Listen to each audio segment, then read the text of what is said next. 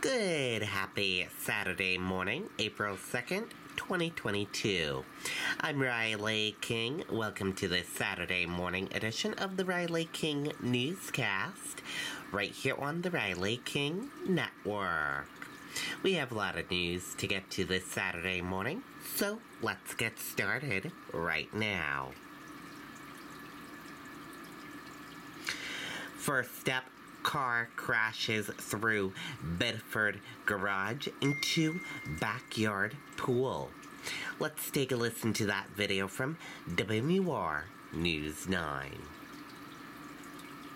To be a part of the team at Caesar Chimney Service, the only prerequisite is be just a little bit crazy. We can train you to do everything that we do. The perfect employee is somebody that just wants to work and is not scared of getting dirty. You don't need any prior experience. You don't need to have worked on chimneys before or roofs. We've hired Amazon drivers. We've hired McDonald's employees. We've hired high school students and poured every bit of training we could into them, and we've created rock stars. When you come into work for Caesar Chimney, you're not just In Bedford, a vehicle crashed through a garage and ended up in a pool tonight.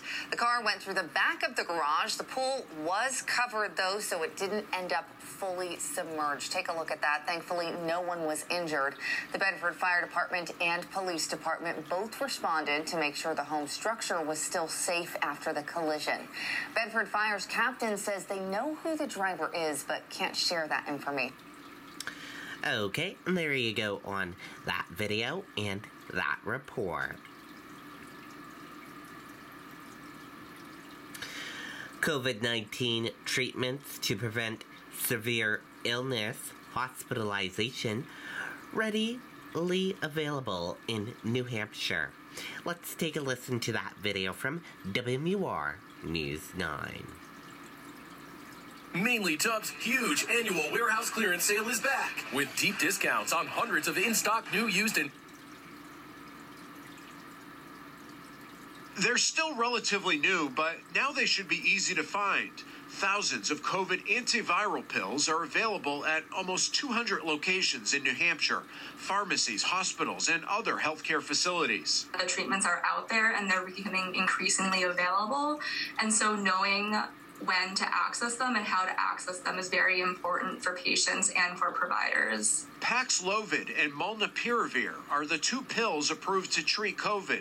A prescription is required to get them. They must be taken within 5 days of symptoms starting and are intended for people who are high risk. While the supply in the state is in good shape, Dartmouth-Hitchcock Medical Center says it's seen demand drop. Part of the decreased demand might have to just do with the fact that patients and providers might not be aware of these medications or aware of how to access them. Officials want to educate people that there are options for treatment, and the White House is hoping the antivirals will become more widely used and easier to access. We announced recently this new Test to Treat program, which is a way of combining testing, a healthcare provider visit, and antiviral dispensing all in one visit. Again, you've got to talk to a provider before getting a prescription. You can find an interactive map that lists all the locations in New Hampshire where you can find those antiviral pills on our website and mobile app. Reporting live in Manchester, Mike Cronin, WMUR News 9. Okay, there you go on that video and that report. Drug court in Nashua recognized as National Mentor. Let's take a listen to that video from WMUR News 9. Mainly Tub's huge annual warehouse clearance sale is back with deep discounts on hundreds of in-stock, new.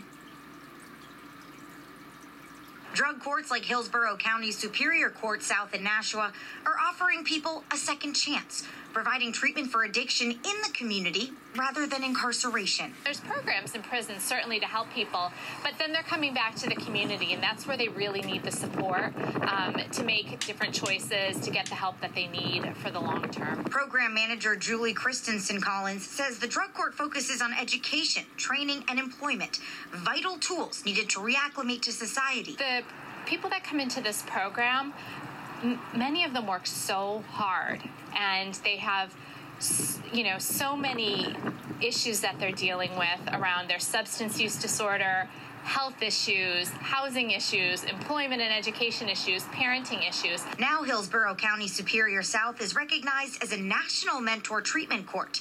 This means it will host people from other courts just starting or struggling. They'll watch sessions, the team interacting, and participants in the courtroom. Then they'll use that knowledge to improve their own practices. It really is, amazing when you see that effort put in and the outcomes on the other side. It's not easy. It's definitely not easy for people.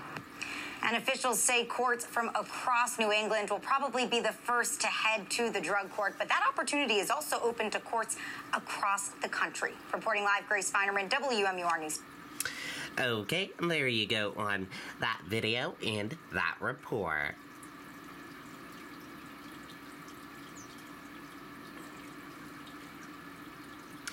As U.S. unemployment drops, New Hampshire outpaces nation, officials say.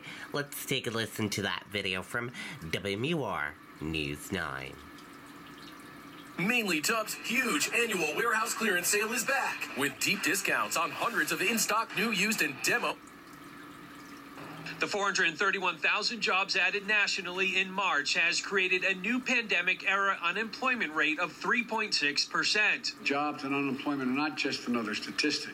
They go directly to the core of what the economy represents, the ability for hard-working Americans to live with dignity, support their families, and build a better life for their children. The job gains were lower than economists had expected, but in an interview with News 9, Jared Bernstein, who sits on President Biden's Council of Economic Advisors, says the numbers are a good indication of what's to come. We like to take a 3-month average, which gets you to 562,000 jobs per month over the past 3 months. We are into a very strong trend here. New Hampshire continues to have a very fast-paced recovery. In fact, the state is outperforming the nation in growth for both total non-farm and private sector jobs. New Hampshire is also close to recovering all of the private sector jobs it lost during the pandemic. Our private sector labor force is off by a little less than 1% compared to pre-pandemic. So that's about 5,600 private sector jobs. Labor says an increase in migration from other states could help close that gap. The increase that New Hampshire is seeing are working age folks, much younger demographic than what our neighboring states are seeing. So that's another positive sign. All right, so the reason why that migration number is so important is because New Hampshire saw a 5% decrease in employees in their 20s and a 6% decrease in those 60 to 64. The state says it appears that younger people are taking a little longer to enter the workforce, while the older population is retiring earlier than in years past. Reporting live in Manchester, I'm Tim Callery, WMUR News 9. Okay, there you go on that video and that report. Judge upholds Maxwell's sex trafficking conviction.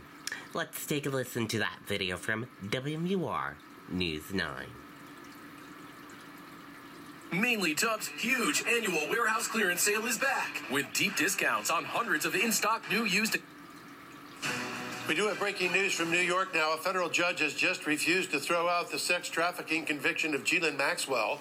A jury found her guilty of helping millionaire Jeffrey Epstein abuse several teenage girls, but one of the jurors did not disclose he had been a victim of sexual abuse as a child. Maxwell was arrested at a home in Bradford, New Hampshire. Okay, there you go on that video and that report. New Hampshire farmers struggle with rising cost of fertilizer.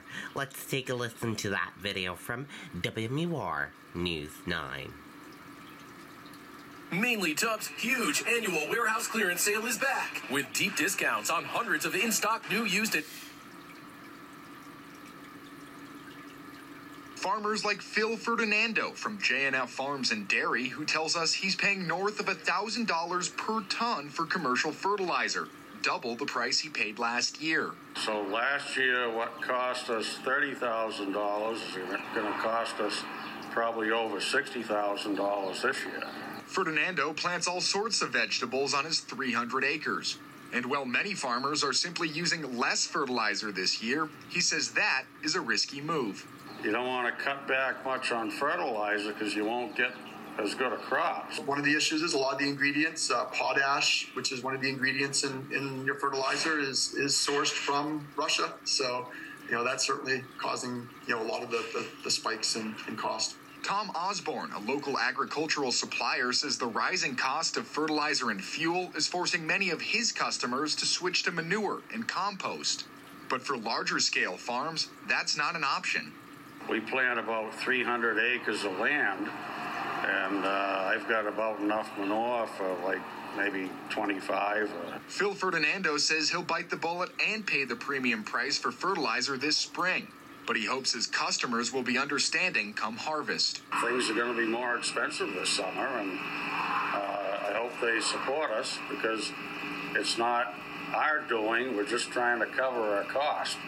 And the USDA only expects the price of fertilizers to continue increasing for the rest of this year. In Derry, Scott Cook, WMUR News. Okay, and there you go on that video and that report.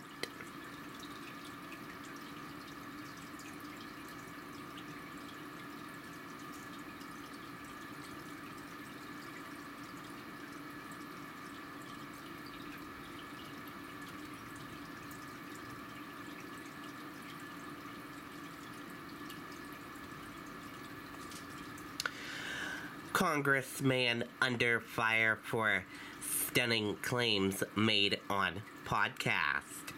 Let's take a listen to that video from ABC News.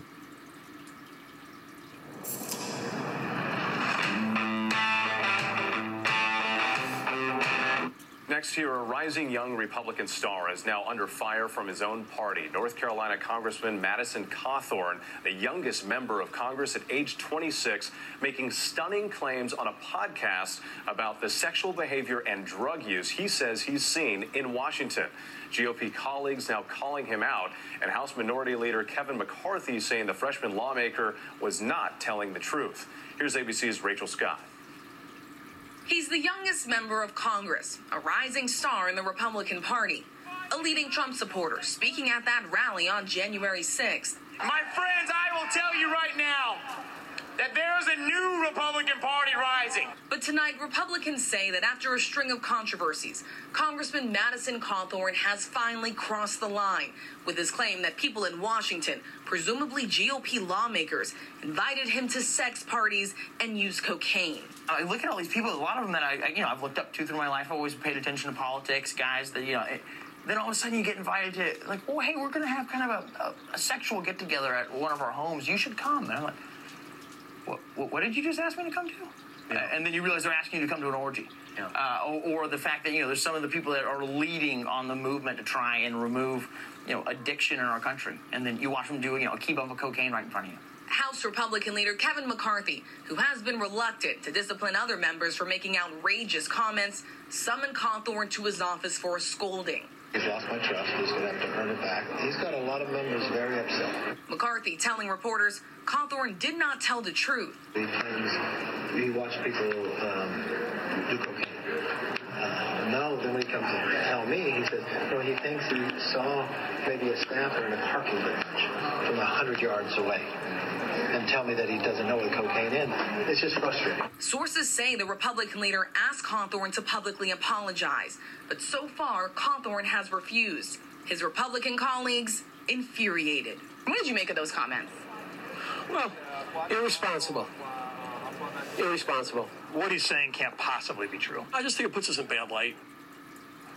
Both of North Carolina's Republican senators say they will not back Cawthorn in his upcoming primary, calling him an embarrassment, saying he lacks the most basic standards of a congressman, but he still has one big name in his corner, and that is Donald Trump, who announced today that Cawthorn will be a guest at his rally in North Carolina.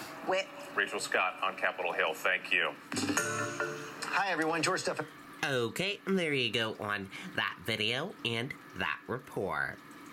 And that does it for this morning edition of the Riley King Newscast, right here on the Riley King Network. Thank you for tuning in and watching. Have a great day, everyone, and goodbye.